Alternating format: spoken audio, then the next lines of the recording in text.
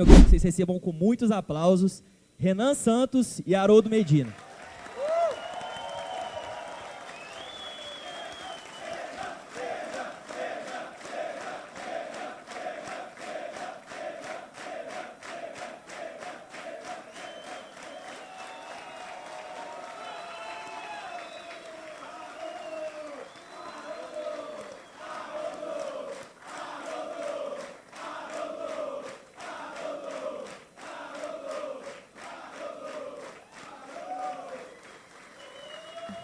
Bom, pessoal, muito obrigado por estar aqui com vocês. Muito obrigado novamente por fazermos o evento aqui. Muito obrigado pelo crescimento que o nosso grupo vem tendo aqui em Minas Gerais. É nítido que nós estamos em outra posição, disputando eleição com o governo, fazendo boas vereanças. Já tivemos sabotagens ali com a Luana, que assim, se você está fazendo um bom trabalho e não tem uma sabotagem, quer dizer que, sabe, não estava bom. Você teve já sua sabotagem. Então, as coisas estão acontecendo. E este ano, como diria um grande youtuber, esse ano é um ano de colheita aqui em Minas Gerais. É um ano de colheita. Esse é um ano muito especial. Primeiro porque estamos disputando para vencer as eleições presidenciais. Eu quero começar o nosso bate-papo nesses termos aqui. Tá? Ano passado, quando viemos, a perspectiva de disputar a eleição para vencer soava um pouquinho louco. Soava um pouquinho doido. Quando viemos aqui, o partido não tinha sido homologado ainda. Mas sabíamos que seria. Não, haveria partido político, vamos conseguir. Quando terminamos o ano passado e iniciamos a nossa rota, a nossa jornada pelo Brasil, começa pelo Ceará, Pernambuco, aí Ceará de novo, Rio Grande do Norte. Vocês devem ter acompanhado as peripécias. Quando toda vez que havia uma Atlas, 1.8, 2.4, é aquele 2.4 bonito, 2.4, vou pegar os governadores. Eu comecei a, estabelecer metas pequenas, tipo, cara, vamos passar o Caiado?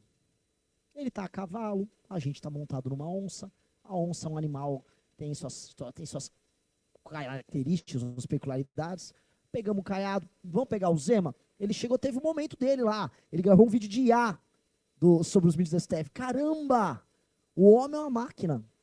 Fez um vídeo de IA, o Gilmar xingou ele, deu uma crescidinha, resolveu emitir uma opinião sobre o Flávio Bolsonaro e morreu. Faleceu, não mais o vimos, espero que esteja bem, onde quer que esteja. Tá? Desejo o melhor para ele. Tá? Soube que o partido dele, inclusive, iniciou uma rebelião avisando, precisamos apoiar o Flávio. Essa foi a resposta do partido dele, demonstrando não apenas a liderança empolgante de Romeu Zema perante seus pares, mas demonstrando também a incrível lealdade que os membros do Partido Novo têm para com a sua instituição. Né? Negócio lindo de se ver. Deixamos eles para trás. E agora nós estamos num cenário, nos aproximando daquela meta que a gente havia colocado dos 10%, em que, aparecendo com os tais 2 dígitos, seremos nós a destronar Flávio Bolsonaro da liderança do campo antipetista e seremos nós a enfrentar o Lula no segundo turno. E não podemos ter ambições pequenas aqui. Olha só, eu já peguei algumas doenças que eu nunca ouvi falar esse ano. Eu me refiro ao que eu fiz lá na Ilha do Marajó. Os protozoários ali não foram conhecidos ainda pelo Ministério da Saúde. Entendeu? É diferente. Assim, os pneus furados no Maranhão. Sabe, é triste relatar, mas quando a gente estava rodando ali, em certo momento, as agruras, que vocês achavam legal, as pessoas, o Renan tá sofrendo muito no Maranhão. Legal. Eu também estava gostando, tá viralizando, e as pessoas estão vendo que é de verdade a campanha. Só que teve um dia que o pneu furou 4 da manhã. E não furou só do carro nosso, furou do carro de apoio. Fez tum, tum, os dois furaram. E aí não tinha mais step. E aí nós falamos, ok, não tá legal. Essa parte não tá muito legal. A gente vai precisar achar um borracheiro. E não tinha borracheiro. E aí nós precisamos arrumar um motoqueiro. E aí nós fomos atrás de um borracheiro, o único borracheiro que tinha no vilarejo próximo. E aí acordamos o borracheiro e ele falou que não iria nos ajudar. Ele falou que já tinha serviço pro dia. Eu falei, eis o Maranhão. Você já tem serviço para 8, para que você vai arrumar o meu pneu? Eu falei, eu pago 5 vezes mais. Tá bom, já estou com serviço hoje. E foi dormir. Gente, ok. Conseguimos um pneu, depois de algumas horas, fomos dormir num hotel, o hotel era um pulgueiro. Foi naquele pulgueiro que eu adquiri minha doença maranhense. E sofri a beleza, viralizou, foi sensacional. o povo do Maranhão precisa de ajuda, tem coisas muito legais no Maranhão. Dito isso, assim, todo esse sofrimento, todas essas dores, todas as dores de cabeça, para ficar em terceiro não vai valer a pena não, é para ganhar essa bagaça. Nós estamos fazendo um sacrifício muito grande, que a gente está se impondo, de realmente fazer uma campanha nacional com uma estrutura que candidato a vereador costuma ter mais. Entendam, um candidato a vereador de uma capital tem mais dinheiro e mais estrutura do que a nossa campanha presidencial. E a gente, com uma cara de pau, com uma audácia, com arrogância, fica indo na imprensa nos lugares. É que a gente não percebe, às vezes, o ridículo que a gente faz. Você chega lá numa cidade como Santa Quitéria, o jornalista, não, mas você no segundo turno vai apoiar quem? Como ousas fazer uma pergunta dessas? Como ousa perguntar se eu não estarei no segundo turno? Que absurdo isso aqui! E o jornalista, nossa, ele realmente... Eu sei que assim, a gente foi acreditando de verdade e trabalhando isso de verdade, até chegar ao ponto que aquilo vai se tornando uma profecia autorrealizável. Em que nós fomos construindo e lutando e falando e não esmorecendo em nenhum momento, a ponto da imprensa começar a reconhecer, o tal do mercado financeiro começar a reconhecer, e ao ponto da gente começar a ser visto pelos adversários como, ok, esse cara está no jogo. A última pesquisa Atlas foi um massacre para as pretensões dos governadores. Não existe mais a pretensão da candidatura dos governadores. Zema, Caiado, a única coisa que eles contam é eventualmente uma retirada de candidatura do Flávio, porque eles imaginam que como eles têm um conhecimento maior, momentaneamente eles vão ganhar mais votos. Mas mesmo isso não significa nada, porque não existe uma vontade da população brasileira em votar nem no Zema nem no Caiado, porque se houvesse, já haveria. Vocês entendem isso? Já estariam dedicando o voto a ele. Você se comportar como o segundo voto do outro, é que nem aquele cara que gosta de uma menina e a menina namora outro cara, e ele fica aguardando o namoro terminar.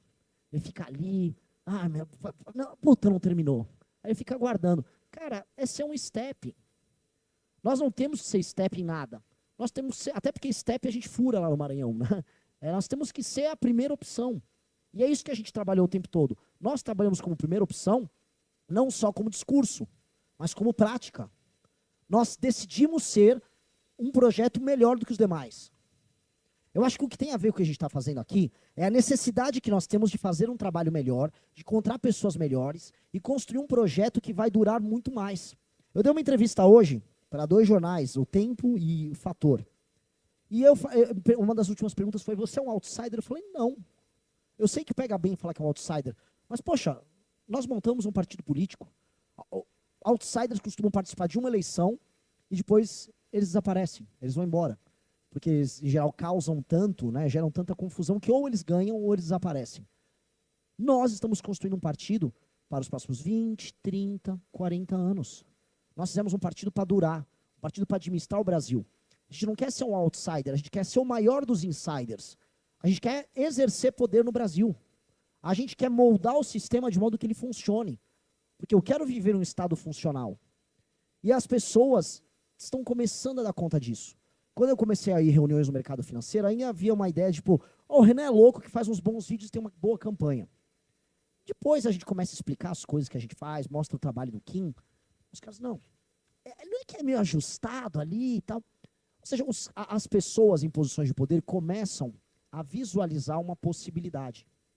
E é isso que nós precisamos começar a fazer agora. As pessoas precisam visualizar a possibilidade, primeiro, de que alguém vai ser capaz de derrotar o Lula. O Lula, de acordo com as pesquisas, vai para uma vitória meio tranquila contra o Flávio Bolsonaro. Foi o trabalho que ele, o Sidônio, que o cara da JBS Friboi, o Joesley, que o próprio Trump e a família Bolsonaro desenharam no final do ano passado. Alguém já viu o vídeo que eu gravei no final do ano passado sobre isso? Quem viu, levanta a mão. Poxa, nossa, muita gente.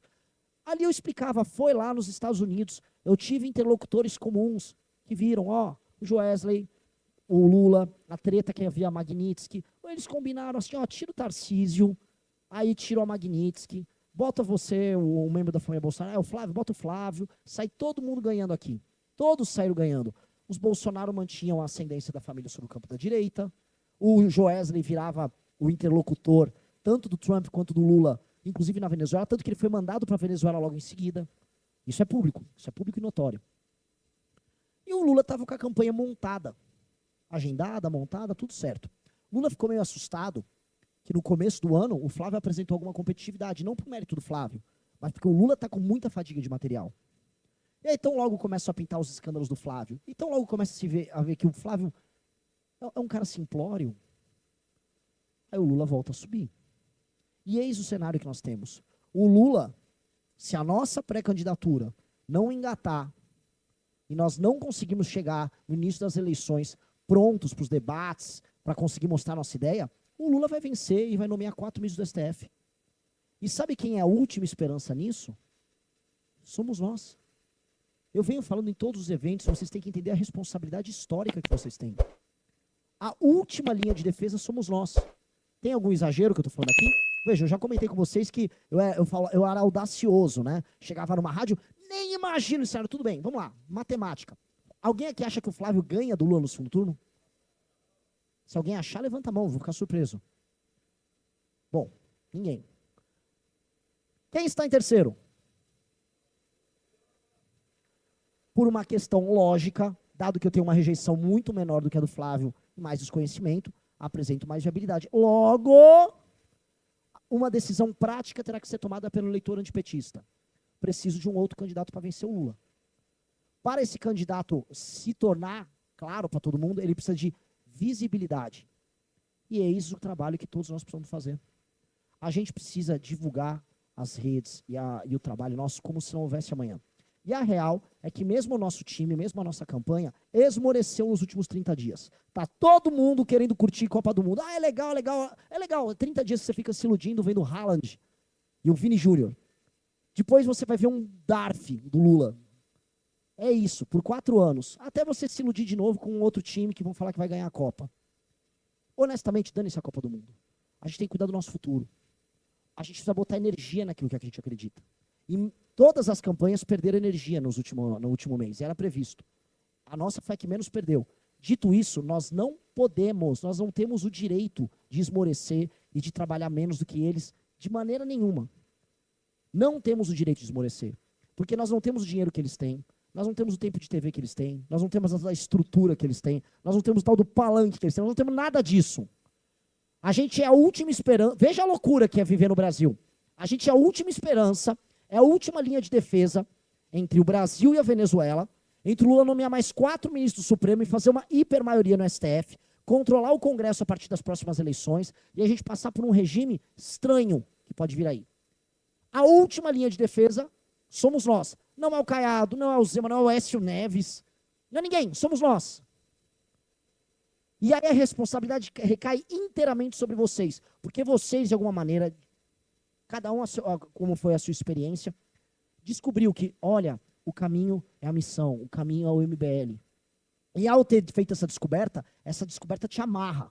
Porque a descobrir a realidade, ou tomar a Red Pill, ela vem com um compromisso, que é fazer a alteração da realidade. A partir do momento que vocês sabem, que vocês têm acesso ao conhecimento, vem a obrigação. A partir do momento que vocês conhecem o nosso projeto, a partir do momento que vocês sabem o que nós queremos fazer, a partir do momento que vocês entram para o partido, vem a responsa. Não vem só o lado legal. Nossa, nós temos um conteúdo bacana. Não, nossa, os nossos caras estão crescendo, o futuro é glorioso. Futuro não sei se é glorioso, o futuro eu não sei se é inevitável. Isso vai depender do nosso trabalho, exclusivamente do nosso trabalho. E é injusto. Nesse dinheiro, nós não temos 1% da estrutura deles. Eu não estou exagerando. Se a gente tiver 0,3% do que eles têm de recursos, é muito. Eu acho que é muito menos. Porque esses caras têm de aviões a dinheiro puro e simples, a prefeitos apoiando a gente na máquina pública, capital humano disponível. É uma batalha nem de Davi contra Golias, porque o Davi ainda, né, ele não era 1% do Golias. A nossa batalha aqui é de outra natureza. Então, vocês todos precisam colocar uma energia colossal daqui até o período da eleição, nas nossas pré-candidaturas para deputado, na nossa candidatura, pré-candidatura também para governador, na pré-candidatura a presidente da República, porque só resta a gente. Reparem que as gerações anteriores que apostaram no bolsonarismo desistiram, tiraram o pé, ficaram viciadas nos últimos anos. É o capitão, são comunistas, é o capitão. Agora não falam nada. Cadê eles? Cadê a tia do Zap? Eu quero ela, eu tô perguntando isso porque eu quero ela conosco. Essas pessoas perderam a esperança porque elas foram tão usadas, elas foram colocadas em tantas portas de quartel, elas mandaram tantos pics pro capitão, elas assistiram tantos vídeos do canal Auriverde enganando elas, assistiram tantas lives do Paulo Figueiredo anunciando 72 horas, que elas desistiram. Então veja só o aumento da responsabilidade. Se até essa turma desistiu, sobra mais para vocês. Então a responsa é muito, muito grande, é muito, muito desproporcional, mas estranhamente a gente avança. A gente tirou 7 pontos para o Flávio na última pesquisa. Foram 7 pontos de diferença. A gente tem que subir mais, e aí vem a televisão, e vem os debates, e nós vamos ter que fazer valer o nosso trabalho. Se a gente pegar esses caras, se a gente tiver tempo de tela, tempo de televisão, participação nos debates, militância, a gente busca eles. E aí o eleitor, que nem gosta muito da gente, vai fazer uma decisão racional, e aí a gente pega o Lula no segundo turno. E pegar o Lula no segundo turno é a grande luta da geração do impeachment da Dilma. Fomos nós que derrubamos a Dilma Rousseff em 2015, 2016. Fomos nós, nunca foram eles.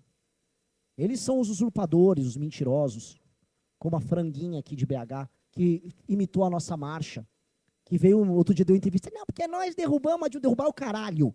Você estava falando de Lady Gaga enquanto a gente derrubava a Dilma. É verdade, pô, nada contra, só assuma que falava de Lady Gaga. Só saia do armário para falar de Lady Gaga, caralho. Vai ficar fingindo que é uma coisa e não é o tempo todo? Só assuma, vamos ser verdadeiro em tudo. Vamos ser honesto em tudo. Aí quer assumir a autoria do impeachment da Dilma? Nunca teve. Tava falando de Lady Gaga com o melhor amigo dele, que ele se referia como o Todd dele. Eu sou o leite do seu Todd. Deus, pátria e família. É isso aí, caramba. Deus, pátria e família, cara. Imagina o Deus do Velho Testamento vendo isso. Ele estava horrorizado. O que é Todd, cara? Tinha as 12 tribos lá, horrorizadas. Né? Ele seria mandado lá para Baal.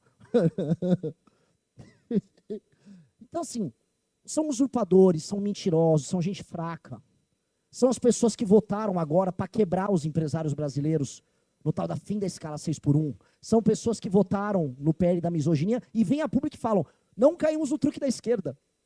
Não caímos no truque da esquerda. Que coisa de retardado. Tipo assim, a esquerda vem com um projeto ruim, ela ferra toda a sua base, aí você fala, votei com eles para não cair no truque deles. Olha como eu sou esperto. É, tipo, vai um cara bater em você na sua casa, você está com o seu melhor amigo, aí o cara vai bater, seu melhor amigo, você dá um soco já antes, fala assim, ó, já bati junto porque eu não caí no truque, aí eu não preciso apanhar. Eis a direita, os patriotas, os que nós não temos espinha de geleia, são os fracos, gente. Sempre fomos nós. Essa história toda é sobre nós. Essa história toda é sobre a geração de pessoas que construiu uma história linda. E que está vendo a história agora se unir ao final, no momento em que cai a máscara dos mentirosos, em que Lula vai para sua última eleição, senil, falando besteira, se enganando, mentindo como se não houvesse amanhã, vestido igual um mafioso. Vocês viram? Com aquela roupa, aquele chapéu dele, mostrando o dedo no meio. Falei, que é isso, cara? É o Al Capone. O cara completamente louco já. O Lula tá um vovozinho doido. O lance era botar ele na cadeirinha, a Janja só levar, vovô, tá tudo bem. Ele, não, eu vou resolver o esgoto, mas eu sei, vamos trocar sua fralda. Esse é o Lula, cara. Esse é o Lula. Esse é o cara que quer se reeleger. Não tem mais nenhuma ideia do que está fazendo. Então esse é o cara que nós vamos devastar no segundo turno. O lance é, se nós irmos ao segundo turno, se nós buscarmos os 31, 32%, que é o que a gente precisa no primeiro turno. Aí no segundo turno é meter 65%. Vai ser uma surra no Lula, como o Lula nunca viu. Haverá estados... No segundo turno a gente vai acabar com o Lula e vai ser a última derrota política dele.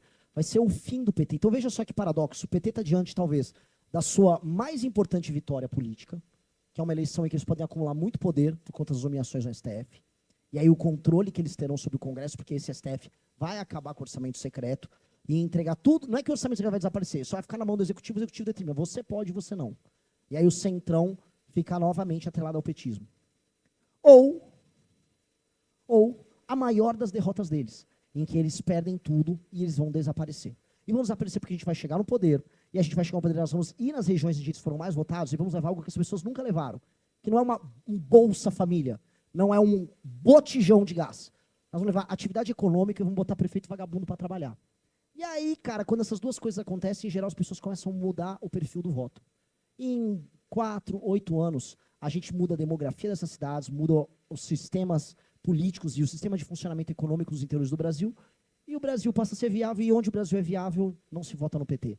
Regra geral. O Brasil produtivo, o Brasil econômico não vota no PT, o Brasil improdutivo vota no PT. Essa é a regra, e nós vamos fazer isso.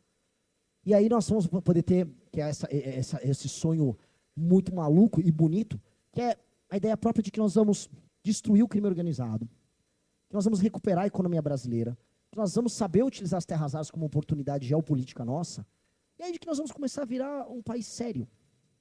E que aí sim não seja apenas o momento da Copa do Mundo que você assume a brasilidade, porque é uma brasilidade meio histérica de Copa do Mundo, que é igual aquela torcida, repare, tem uma torcida verde e amarela, vocês devem ter visto. É um pouco cringe, confesso, a torcida que fica lá nos Estados Unidos cantando umas músicas, é uma brasilidade meio forçada. A gente tem que entender a nossa brasilidade, entendendo o lado bom que existe no Rio Grande do Sul e o lado ruim do Rio Grande do Sul, o lado bom que existe no Maranhão e o lado ruim do Maranhão. E entender que o lado bom de um lugar não deve servir de desculpa para apagar o lado ruim, porque é isso que se faz nos piores lugares do Brasil. Inclusive, eu fui para a Ilha do Marajó e lá fui dar uma entrevista para jornalistas simpáticos numa TV local. Eles estavam desesperados em saber. Renan, tudo bem? Legal, legal. Assim, tem uns problemas, mas também tem muita coisa boa. Eu não vi as coisas boas que eles estavam imaginando na Ilha do Marajó. Eu vi um lugar realmente ostensivamente pobre. Mas as pessoas têm muita força de vontade. Olha, as pessoas estão sobrevivendo num lugar muito hostil. Mas aquilo não é um lugar para se viver. As pessoas precisam viver melhor. É muito indigno viver num lugar assim. E as pessoas se apegam, às vezes, num fio de esperança, numa música, numa comida, numa expressão cultural, para até justificar a existência num modo de vida tão cruel. É o lance do mito da caverna do Platão. Vocês conhecem isso, é um básico, né? Aquelas pessoas só veem o mundo sob a ótica de quem vive na Ilha do Marajó. Se um dia essas pessoas descobrirem cidadania, fornecimento de água, esgoto, alimentação saudável, erradicação dos protozoários que eu comentei hoje no começo, cara, essas pessoas não vão querer voltar para o mundo que elas vivem hoje. E elas vão abdicar do tacacá, do carimbó, de tudo. Porque ter dignidade é a melhor coisa que tem. Então, ser brasileiro terá que ser também ser o país do cara que destrói o crime organizado, o país das pessoas que conseguem livrar o Brasil da miséria, e o país respeitado pelas outras nações, não só porque é divertido ou porque joga bem futebol, mas que é um país foda, que é um país que sabe negociar, é um país que é respeitável, que a população é respeitada e que vai se fazer respeitada perante o mundo. É só isso que nós temos que fazer. O resto todo é consequência. E com base nisso, sei lá, deixo para as perguntas. Obrigado. Gostou desse vídeo? Então, se inscreva no canal, deixe seu like e ative as notificações para nos ajudar a crescer e trazer mais conteúdo informativo do Missão para você.